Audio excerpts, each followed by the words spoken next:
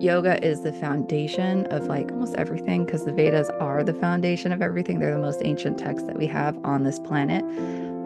I found that when someone's already in the Akashic records, and for those that aren't familiar with it, it's just an energetic library of our soul and of this planet and every object and animal and person and thing on this planet and in this universe.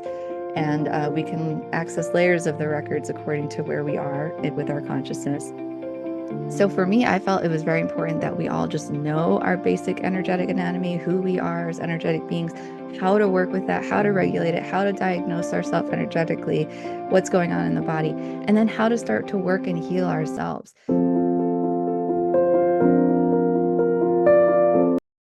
Vanakkam, Namaste, and hello, everyone. Welcome to the 62nd episode of Inside the Minds of Great Yogis. In today's episode, we have a very special guest, Kat Fowler. Kat Fowler is an international teacher of spirituality, meditation, and yoga, a certified advanced energy therapist, a certified advanced Akashic records reader, a Reiki master teacher, author of The Ultimate Guide to Energy Healing, and the host of the Soul Awakening podcast. She's a teacher with over 2,000 hours of certifications and training in yoga, meditation, and the healing arts, and over 13 plus years of teaching and mentoring students of all levels in New York City and internationally.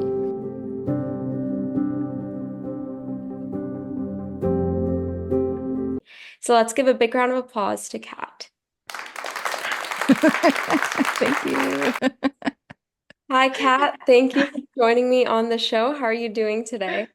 Good. Thank you so much for having me, Swati. I appreciate it. And I always love talking about yoga. So I'm really excited to be on. Thank you so much for joining me, and I look forward to hearing about your perspectives of yoga. And on that note, we'll get started. And the first question that I have for you is, how did your journey of yoga begin? Well, yoga is like a very broad topic. And so when I say yoga, I don't really mean just like asana. And so my parents met actually in an ashram in New York City and then lived in one for some time. And so my whole life when I was born, I was raised with that philosophy, like raised vegetarian, Ganesh pictures in my house since I was little. Like, so it was just always there. And I learned how to meditate when I was 14.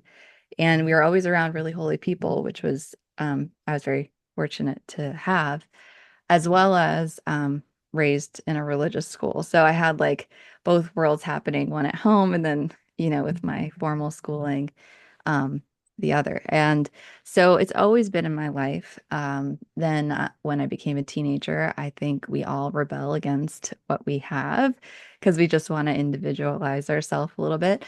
And I really strayed away from that. I was, partying, whatever, things, teenagers do.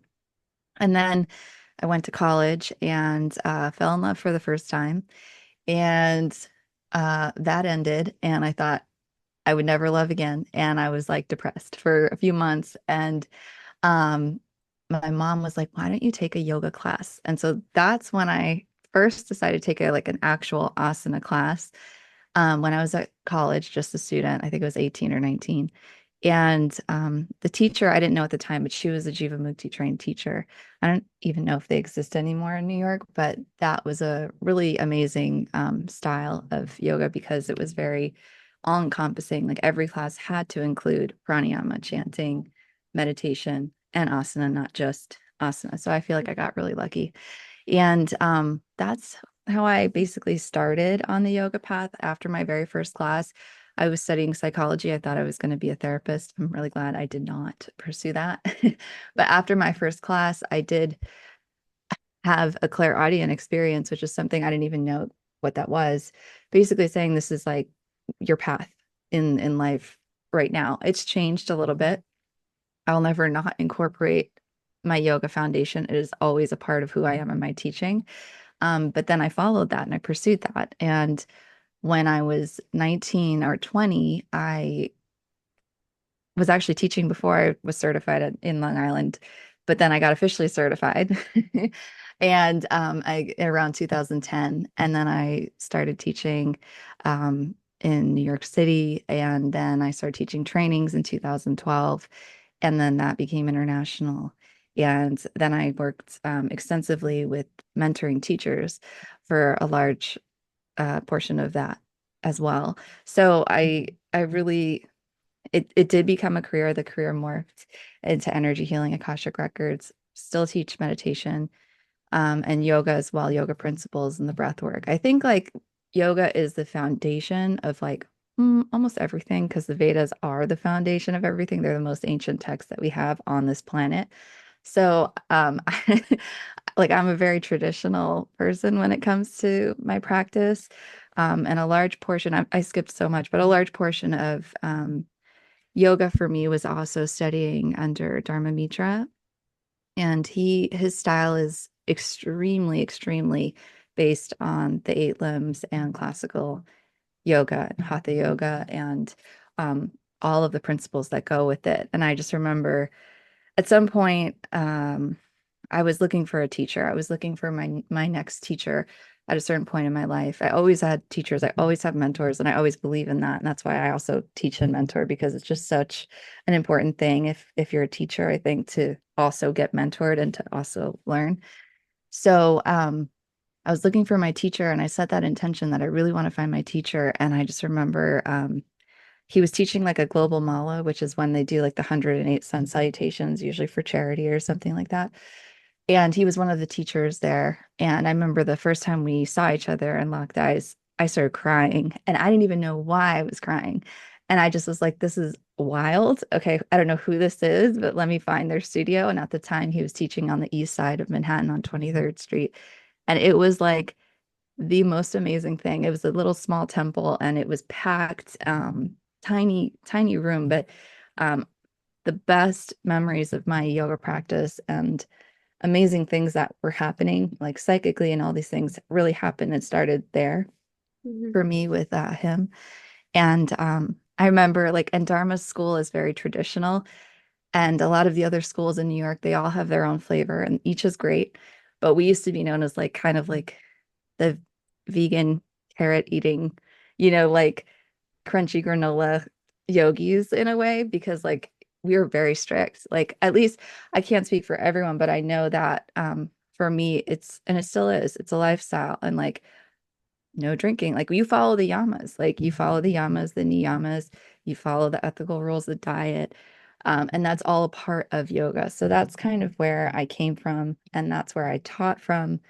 And even if I taught at some point just like a 60-minute hot vinyasa class or whatever that was, it always was rooted with all of the layers of all of the training and then also my upbringing and knowing about really what yoga really is in my classes. So that's like a little background of how I found it and my journey into it. And yeah.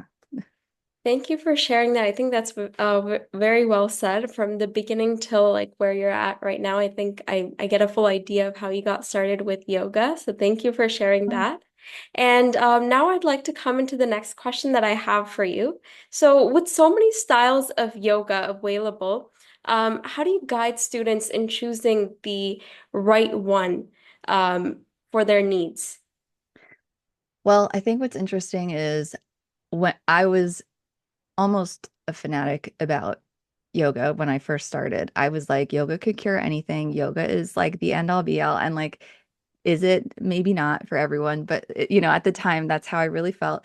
And so I would try to get as many people into yoga as possible. And what I would always say is just try everything because it's like almost like food. Like there's different styles of cuisine, there's different styles and flavors of yoga, and just try everything because you will find one that matches your physical needs, your like cardiovascular needs, your strengthening needs. Like they have every version now, like ever. Like they have, if you like more fitness versions, if you like more spiritual versions, there's everything. And so I always recommend for students to try everything. And as someone that's, been doing this practice for almost 2 decades, it morphs, it changes a lot. And what I liked a lot in my early 20s is literally the opposite of what I like right now, in my life. And I mean, at some point also, I forgot to mention this, but I was also very big with Bikram and I was doing Bikram. And like a ridiculous human, when I was young, I actually sometimes was doing two 90-minute hot classes a day. Mhm. Why? I don't know. Why would I ever do that? And I was training actually to compete. They had like a Bikram yoga championship, and me and a few other teachers were training to compete.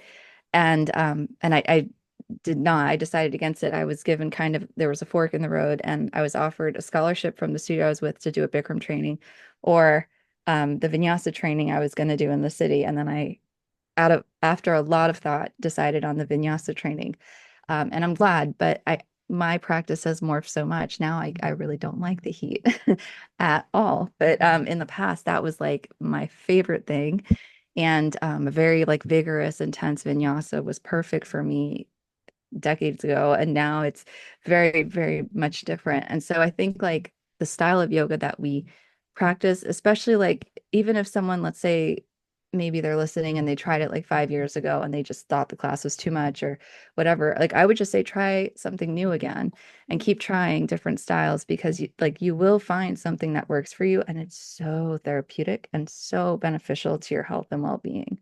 um, and so, and as someone, as like a longtime practitioner, to you fall in and out of love with it sometimes. And to get the love back, it was really about my home practice and then pacing myself to a way that felt really good for me, as opposed to trying to, let's say, like keep up with the primary series or the things that I would do very, religiously back then. So that's kind of where I'm at with it. Thank you for sharing that. And I think yoga is like in terms of the styles, I feel like it is like a big kind of menu that like there are so many options. It's like almost there's like so many types of like cuisines. I think we can treat it like that because it has like there's so many styles and so many things that you can do for different parts of like health. Like if you're looking at a health benefit type of side. So I definitely agree with what you had mentioned there, and thank you for sharing a little bit about the styles there. So now I would like to come into the next question in relations to Akashic records. So how do the Akashic records help in identifying and clearing personal blockages or challenges? They can in many ways. I did want to ask, what style do you teach? For me, like in terms of yoga, right? Yes. Yes, so I teach vinyasa as well as Kriya yoga. Oh, very cool. Kriya yoga meaning like almost like Kundalini kind of.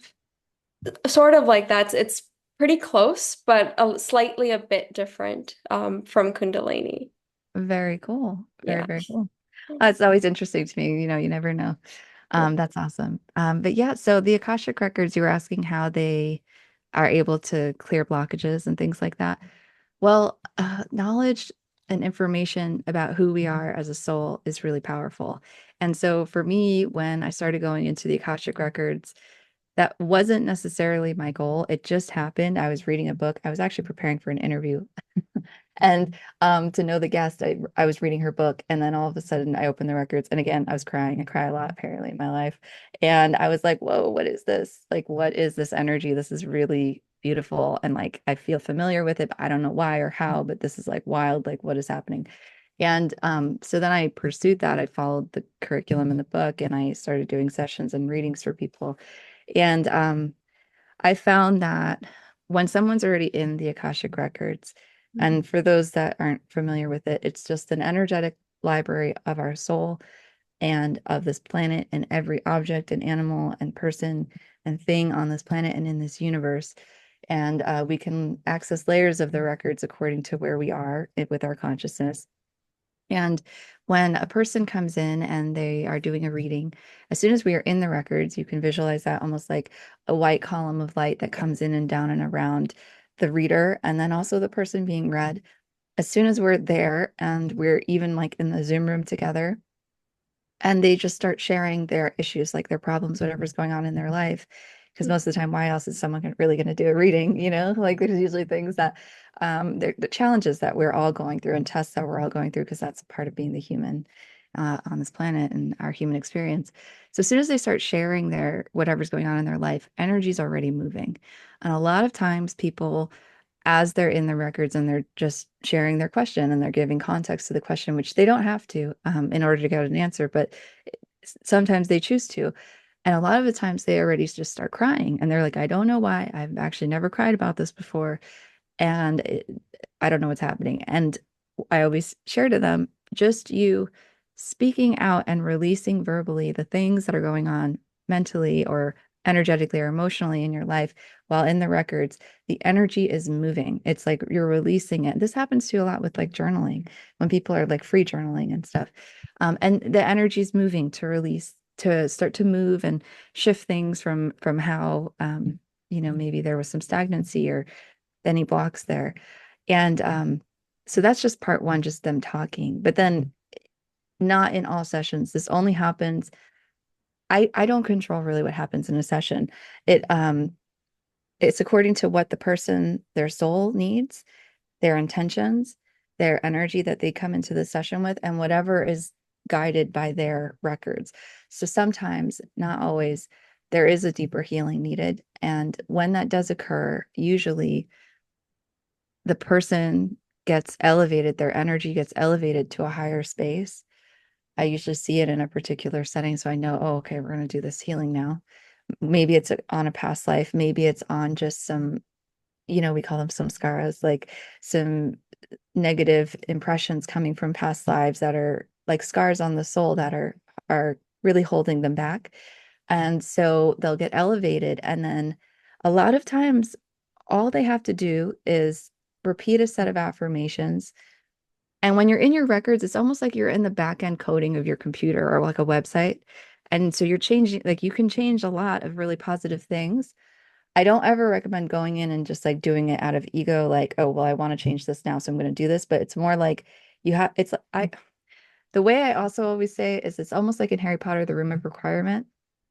I don't know if you've watched Harry Potter, but like what you need appears. And then if you cannot access it and you don't need it, it will not appear because you're not supposed to use it. And that's like the records. So during a meditation, as they are being elevated, usually these affirmations come in that their soul is really needing at the time. And so all it is like they're mentally or verbally out loud, whichever they prefer, repeating these affirmations. And it's almost like a reprogramming of their soul library, of their soul records, and they're consciously getting the information, but also they're doing the work within their own records. Mhm. And I can't tell you like the level, it's almost like I studied energy healing before records, but the level of energy that moves so quickly when these things happen, and it traverses time and space, like it heals lifetimes. Because I don't want to get too like far into it, but there is no time in the record. So like everything's happening simultaneously and it collapses. Like all of that, just when you start to do a healing like that, it removes the blocks. And this past life that's been in tremendous pain, that's usually fractured or a little bit fragmented from your experience, but it's affecting you, gets the healing. You personally get the healing. Your future self gets the healing because they're all existing simultaneously. And the energy is just moving. And I'm literally not doing anything. I'm just witnessing what's happening. I'm sharing verbally what I'm hearing their guides Mhm. tell them. And to me, those are super powerful. Does it happen often? No, because it depends on the depth and the level of the person coming in, what they're ready to work on, and if they need it. Some people have done that kind of work on their own in another capacity, it could be through any other modality. Sometimes things like that happen when we're like in yoga nidra, right? Or like I don't know, in pigeon pose and or like honestly, some of the most profound things that have ever happened to me in yoga have been on a bolster and restorative fish. Like I have had so many like, oh my gosh, like I can't believe this was all there, stored as I do like all this grief releasing as I'm just in a restorative fish pose for like 20 minutes. I'm like, what? This is crazy. Like, so we can get our healing in many different ways, but within the records, that is one way that energy moves on a smaller level when people are just sharing what's going on, or on a major level when they're doing like major healings and clearings and of lifetimes of issues. And so there's many ways to do it, but that's just how it kind of shows up in sessions. Thank you for sharing that. Yeah, And I know you mentioned a little bit about energy healing, and I do see in the back you have your that's book my over there, book. Guide. So, can you tell me a little bit about your book and what was the inspiration to bring this book, like write about this? Yes. Well, it was funny because I was teaching yoga in the city and I was incorporating a lot of, and I was simultaneously learning energy healing, but I felt like I was a closeted spiritual person where, I mean, like already we're teaching yoga. So, people already think a certain thing, but I felt like I was very, um, hesitant to even share like about energy healing because I mean, even within the yoga community, some people aren't that open. You'd be surprised. And so I was just always quiet about it until and I was taking classes and stuff, but I was incorporating it into my practices when I was teaching students, and it was really effective. And then also as a teacher, when I would teach, especially in New York City, I was teaching sometimes 60 people a night, 3 to 4 times a week.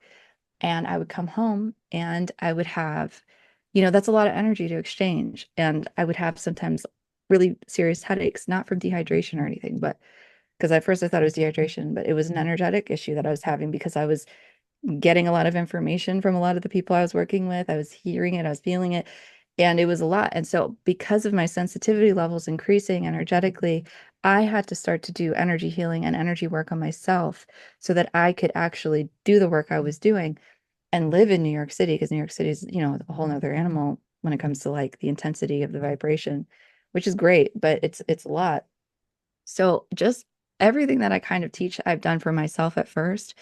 And so I was doing that stuff for me. I was doing it to energy healing was to heal myself, was to be able to regulate my energy so I could teach a bunch of classes and not have headaches and not have any issues like that.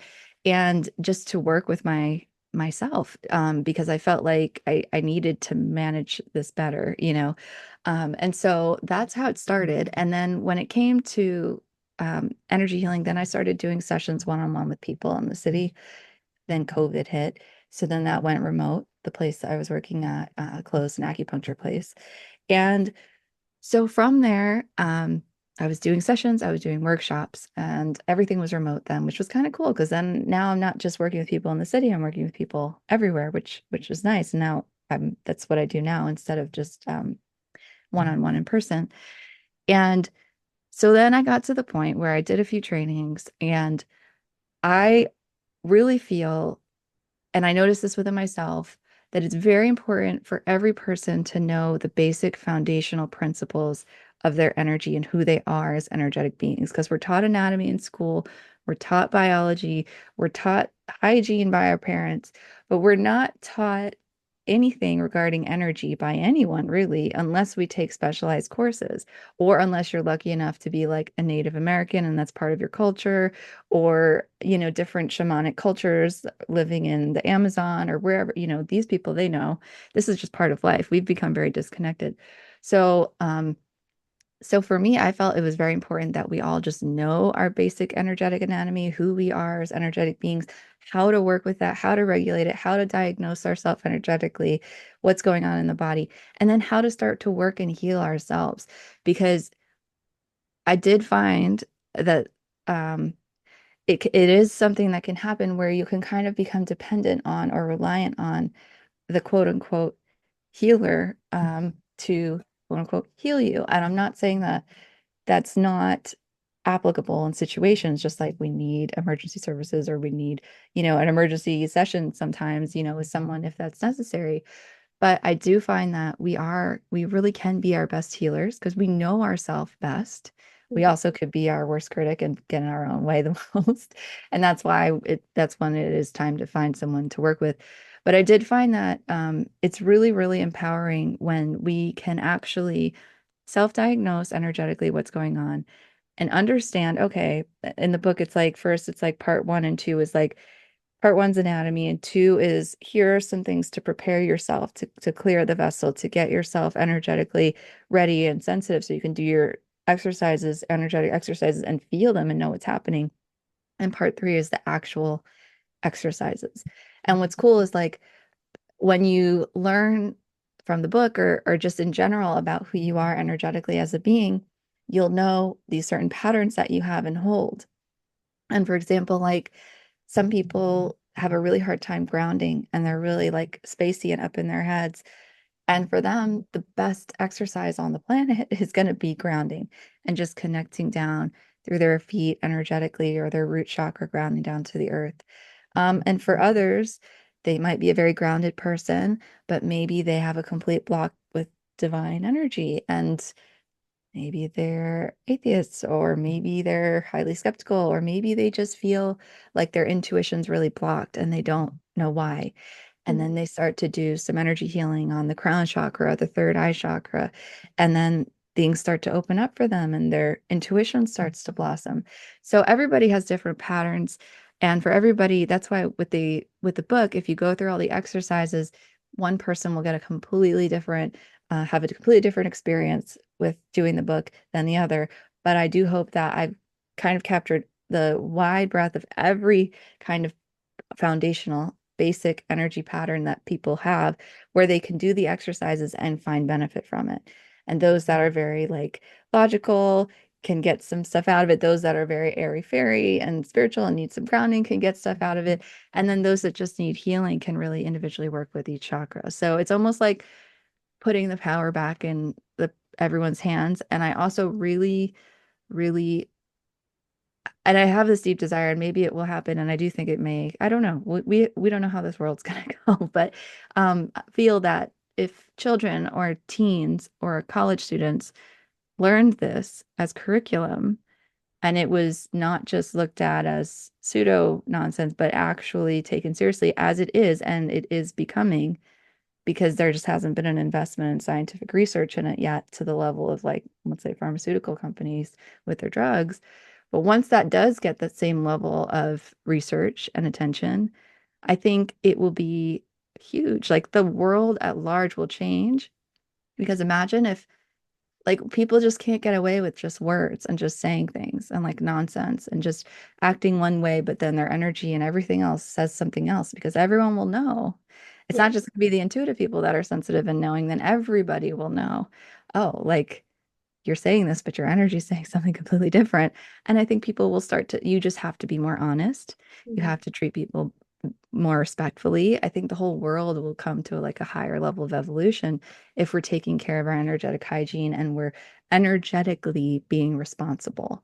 Where now we're not so much. There's only like, a small portion, I think, of people that are very energetically conscious of the consequences, like the karma, you would say, of the cause and effect that goes on with the actions that they do in the world and the things that they put out. Because if you could see energy and you could see what you were actually doing when you were doing something to someone or saying something negative or very positive, and you would see their energy shift and you would see or heal or hear or feel what they're feeling internally, like people would never ever treat people the way that they're treating them now in that way. So I do think like that's coming.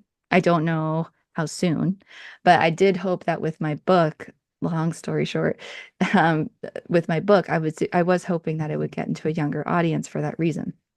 Because I think like, wow, how I started doing energy healing when I was 20. Like imagine if all college students and women, especially because we're so intuitive already, did that and knew that about themselves, like how much would change. Like it would be amazing. Like everything would change, even if it's just women doing it and then they get married or whatever, every person or partnership or friendship that they have will be affected in a positive way. So that's where the book came from and the inspiration.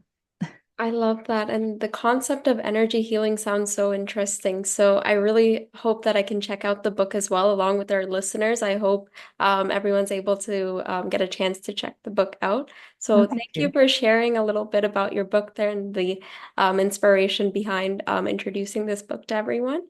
So the next question that I have for you is, what specific techniques do you utilize in your energy healing sessions, and how do they differ from one another? So I know you kind of touched upon this, but are there any specific ones that you could like think of? Oh, well, I would say I mean, every technique is different. I think the biggest, most foundational, best technique is always grounding. That's like from more of a shamanic lineage. That's just natural with what they do and who they are. And that just happens naturally when we're walking on the earth and we're in the beach and we don't have any shoes on. We're just connecting down with the earth. And so grounding is very, very important because we are in such a like technological, society where everything is in the mind, everything's on our phone, everything is visual with our eyes, everything is like reading, looking, and it's fast, fast, fast. And so I think we like really lose touch with like, oh yeah, we're human beings and we need to take care of this body. And we like, we're connected to this earth. We're like tiny little pinpoints on this huge, massive being that is Earth. And maybe we should connect with that Earth because, like they say, like ashes to ashes, like we go back to that. Like that's where we're from. Our body is Earth. That's who we are. Like literally, we're dust. Like we get animated and then we, through God and His breath, and then we go back to ashes. Precious. Yeah. So yeah, so grounding I think is the most important.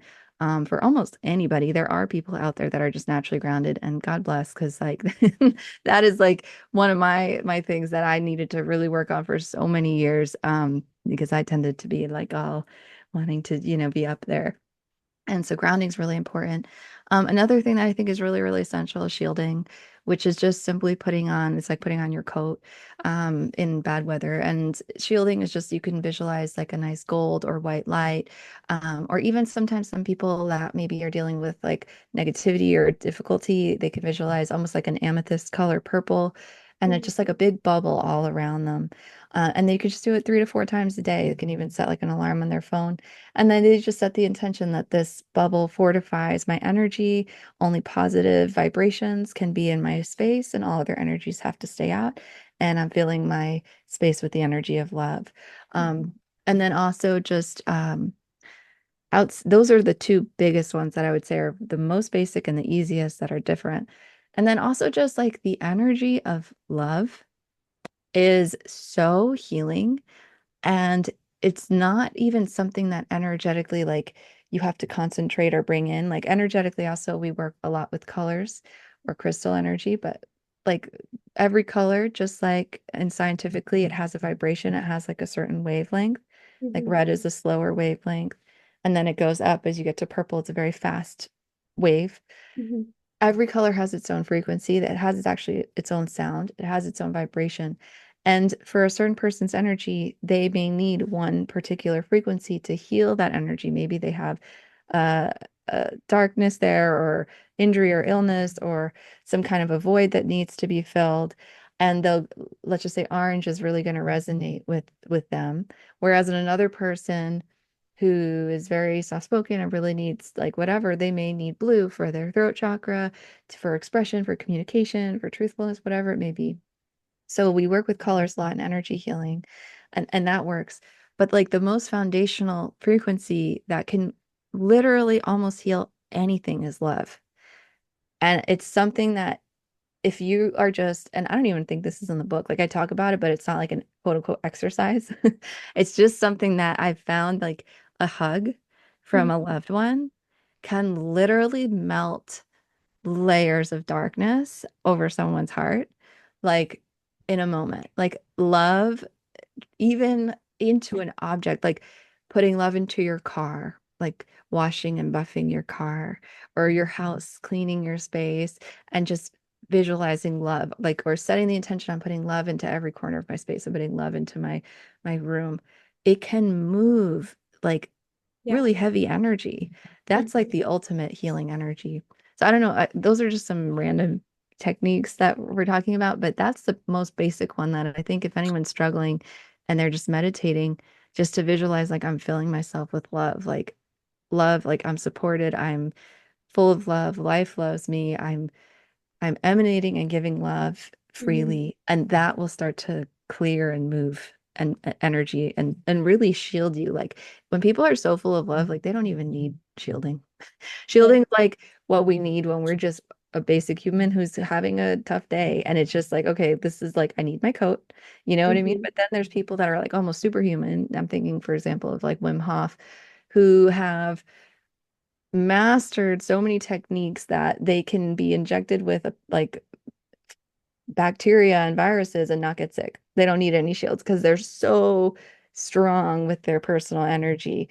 And that's what love does. Like you don't even need the shielding because you just are so full, like, and buffed and protected with that really loving frequency. Absolutely. Yeah.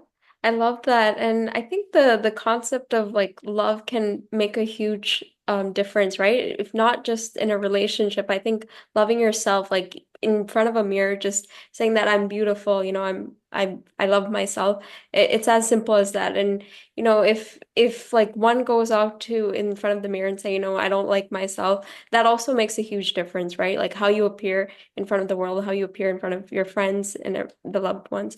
So I think it's really important to, as you have mentioned there, integrate the concept of love. I think it can make a huge difference in the world that we're living in today, because a lot of people are in social media so much that they're not really paying attention to human values, human connection, right? And there's a huge fall of the human intellect. So I think it's just so important to have these human emotions there.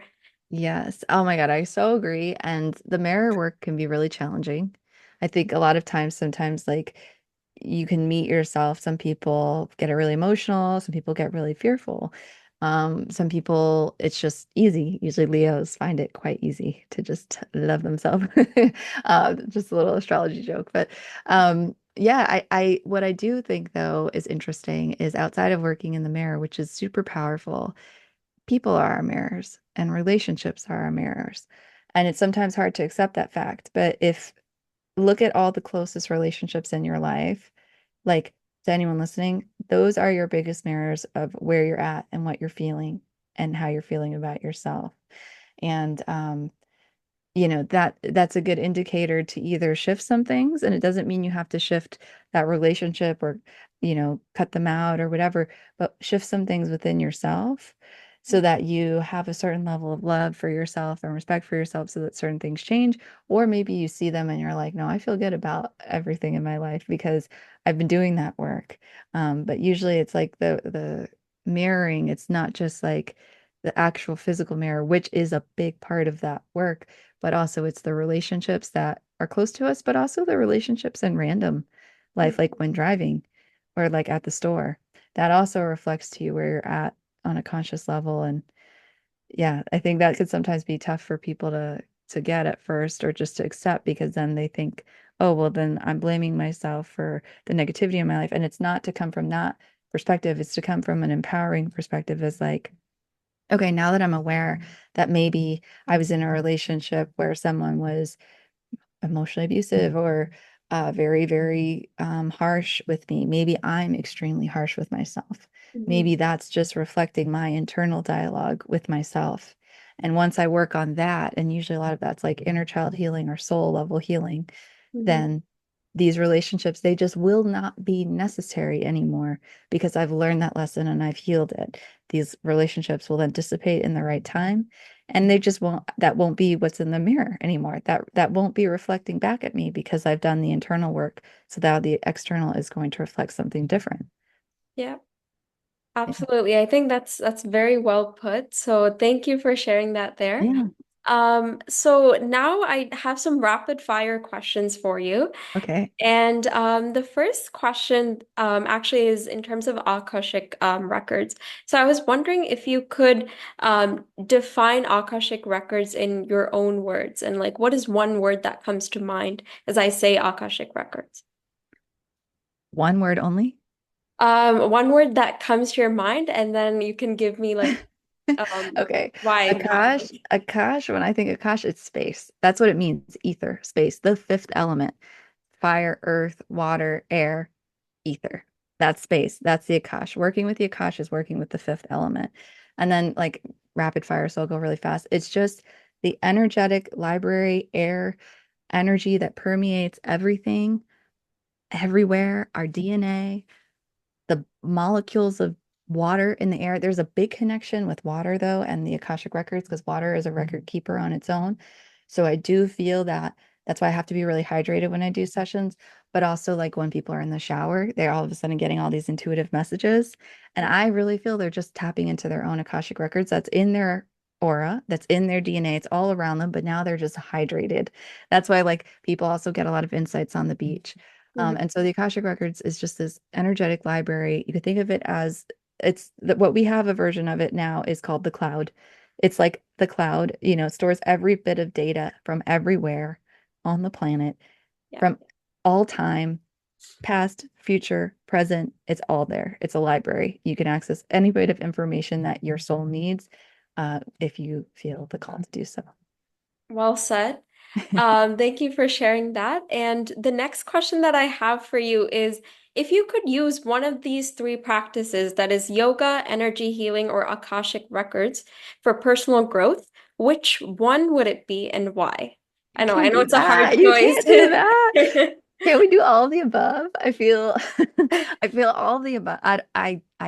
Here's where I'm at. One led to the other, which led to the other. Yoga really purified my physical body and the nadis and all the pranayama and everything. Energy healing really purified the spirit, purified my energy to get to a place where I could access my records. And then the records were available to me once all that occurred. So I don't think if I didn't do any yoga, I'm not saying there's you can't access the records without doing yoga. But for me, my personal journey of clearing my energy and purifying my vessel and lifting my consciousness was those three in a row. So, I mean, I cannot say just one versus the other. They're all so beneficial. They're all really, really great. And I think to each person their own, because every person will have a call, Yeah. to one or the other. I really couldn't say one is the best or one is higher or better than. It just, for me, that was the progression, and I love them all. And I could never just like they're intersecting at all times anyway. So to me, they're not really that separate. Yeah. So I don't want to choose. No, I totally understand. I think Okay. they just That- all align together, so it makes yes. sense that you choose all three. Yes. So yeah, the next question that I have, next rapid fire question that I have for you is, how do you personally define spiritual awakening, and what does it mean to you? And as a follow-up, can you share your own experience of awakening and what were the key moments for you? So spiritual awakening, I think, is there's several layers. It's like the image I get is like a spiral of a shell, like the Fibonacci spiral. It never ends. It really doesn't. And it's just waking up to the consciousness of who you are as a spiritual being. Usually that's first. And then it's also waking up to what's happening in the world. Usually that also happens very much in the beginning, where you see, oh, things aren't what they seem like politically, with celebrities, with religious things, with all these systems. There's things that go on behind all of this. And so a big part of a spiritual awakening, I think, is first like you wake up to like what's going on in the world. And usually that's kind of shocking and saddening. And then you also wake up to what's going on in yourself because it's the world is like this macro and we are the micro. And usually, like whatever difficulty and challenge is going on with the human collective as a whole, we're also experiencing it as an individual. And so for me, spiritual awakening was that, because I thought I was pretty like well on my path when I was doing yoga, and then I just really got hit with it. Mine was in, I would say 2018 is when I really discovered like a lot of the heavier things with the planet. And then also I really started to unearth a lot of the heavier things within myself. And that's when also I was getting into the records from a lot of things that I needed to heal, that I brought in, especially past life stuff. A lot of people, if you're like a person that has a lot of phobias and fears that make no sense out of the blue, usually this is like a lot of past life stuff coming up. And so I had to work with a lot of that. And so that was a huge part of my awakening. Just and I found it just helped me to get closer and closer within. It's almost like you're awakening, just it's like peeling the layers, like taking off the Russian doll, like or peeling the onion, and you just keep getting deeper and deeper till you get to your core, which is the core, which is really just that light within. Am I close? No, that's enlightenment. That's like, I'm not even, no, I would never, I'm not, never say never, but I'm not even claiming anything near that, to be an enlightened soul. And there are, enlightened souls on this planet, swamis, mahatmas, things like that. But that for me is the awakening. It's like releasing the programs, getting out of the matrix, which is when you wake up to what's going on in the world. You leave that programming. And then you also have all these other programs that you've inherited from your society, from parents, and also from past life. And it's just like releasing all these programs and these layers that you don't need because they're really just blocking you from being who you are as a person and just expressing your authenticity as a soul. And then that's I think the start of the spiritual awakening. That's why I call my podcast Soul Awakening, because it almost like I was watching the movie Soul the other day. I don't know if you've seen it. No, I It's have really, not. I'll really good. definitely check it out. Yeah. Definitely see it. Anybody listening, watch the Pixar movie Soul. It's so good. You could watch it, I think, on Disney or something. And it's almost like that. It's almost like I call my podcast the Soul Awakening podcast because it's like I feel like people are kind of stuck in a limbo a little bit or just in the matrix a little bit. And it's like my goal and with working with when I do interviews is that someone can find a spark, someone can find something that really resonates with them. Yeah. Maybe it's sound healing, maybe it's therapy, maybe it's yoga, maybe it's energy healing, maybe it's Akashic records, maybe it's acupuncture, whoever, whatever this modality is that really lights them up, that lights up their soul, that literally, oh, quote unquote, awakens their soul to remind them that there's more than just this like 9 to 5 grind and matrix earth and, get married, have kids, blah, like follow the whole program thing. And that what are you really here for? Like, what are we all really here for? I Hmm. believe it's to know God. It's to spiritually evolve and to go within and connect with our supreme self within.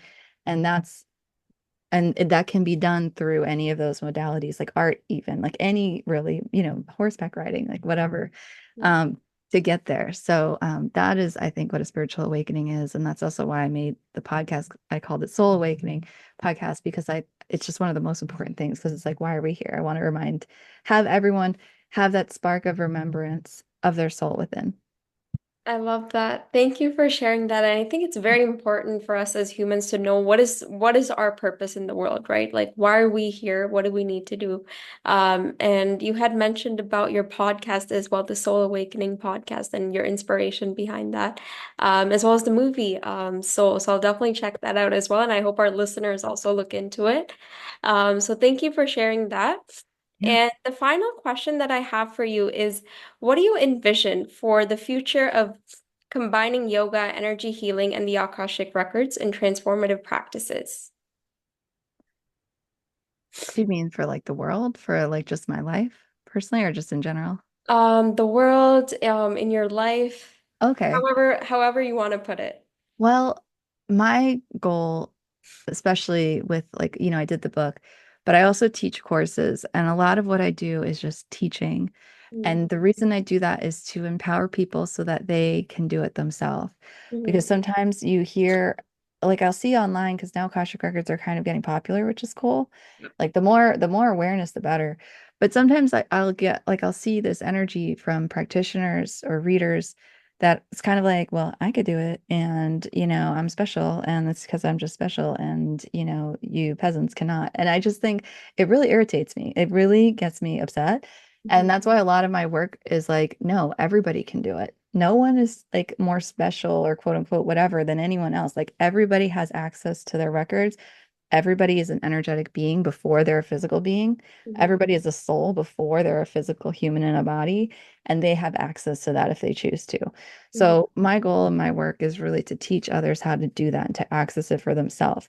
So, there's no ridiculous hierarchy of someone thinking they're more this or that or psychic or whatever. And it's like we all are able to work on ourselves and get in touch with ourselves energetically. And so that's why I teach courses on this stuff because yeah. I think it's so important because then we're able to do it ourselves.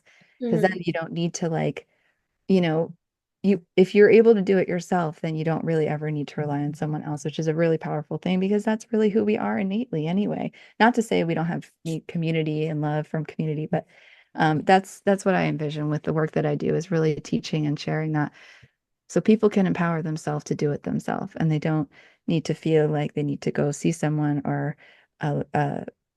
like they're not capable because that's not true. Because it's like that quote, like we're all like spiritual beings having a human experience yeah. is literally so true because that's what we are. And it's just a reminder of that. Like it's like, let's remember we're not humans that maybe have some energy. We're Mhm, actually energetic beings, we're spiritual beings that because that's who we are, we can have a body. Without the energy, mhm, we're not alive. The end. So it's just like my work is there just to remind people like this is who we are and you can do it yourself. Here's how. Now that you know, like go forth.